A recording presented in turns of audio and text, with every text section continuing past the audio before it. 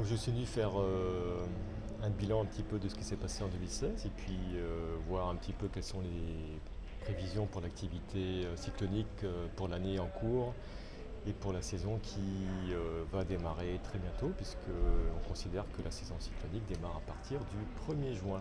Prévision d'activité cyclonique pour 2017, c'est une activité qui devrait être légèrement inférieure à une saison normale. Alors on va d'abord définir ce que c'est qu'une saison normale. Une saison normale, c'est en moyenne 12 phénomènes nommés sur l'ensemble du bassin atlantique. Alors il faut retenir qu'on donne un nom aux phénomènes lorsqu'ils atteignent le stade de tempête tropicale. C'est-à-dire que les vents qui accompagnent les phénomènes sont d'au moins 60 km/h. Donc on attend, donc, en moyenne, depuis les 30 dernières années, sur le bassin atlantique, on a 12 phénomènes qui sont nommés. Parmi ces 12 phénomènes, la moitié est susceptible d'atteindre le stade d'ouragan. Et parmi ces ouragans, certains peuvent continuer à s'intensifier et atteindre le stade qu'on appelle ouragan majeur, c'est-à-dire qu'ils ont atteint au moins la catégorie 3 de l'échelle Saffir-Simpson. Voilà, ça c'est pour les moyennes sur les 30 dernières années.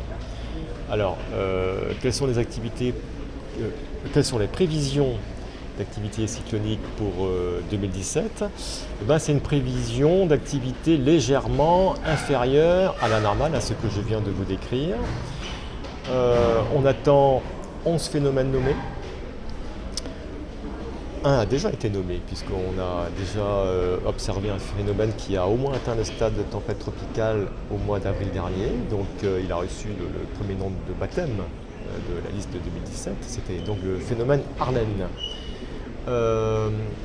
Parmi les 11 phénomènes nommés, on considère que 4 pourraient devenir ouragans, et parmi ces 4 ouragans, 2 pourraient atteindre le stade d'ouragan majeur. Voilà, donc ce sont des chiffres qui annoncent une activité légèrement moindre que ce qu'on observe habituellement. Alors, ceci dit, ça reste des chiffres, hein. Ça reste des prévisions, et c'est pas pour autant qu'il faut considérer que l'affaire est gagnée, qu'on ne sera pas concerné. Non, bien sûr, un phénomène tropical, il évolue et il peut toucher une terre. Et dès lors qu'il est même au stade de tempête tropicale, il peut générer déjà des dégâts importants. Donc il faut, quoi qu'il arrive, rester prêt à être confronté à un phénomène tropical, ne serait-ce qu'une tempête tropicale, et pire encore si c'est un ouragan, et même un ouragan majeur. C'est très difficile de faire des prévisions sur une échéance aussi longue. Ce que j'espère, c'est que la saison cyclonique ne verra pas de phénomènes de ce type passer sur l'archipel. Toujours est-il qu'il faut se préparer. Et il suffit d'un cyclone assez violent qui passe sur l'archipel pour engendrer des conséquences graves pour nos concitoyens. Il y a un exercice qui sera mis en place, mais qui permettra juste de vérifier que nous sommes bien prêts. Ce n'est pas l'exercice qui va permettre de nous protéger. C'est bien la préparation que nous avons commencée, bien en amont de cet exercice et de l'ouverture de cette période cyclonique.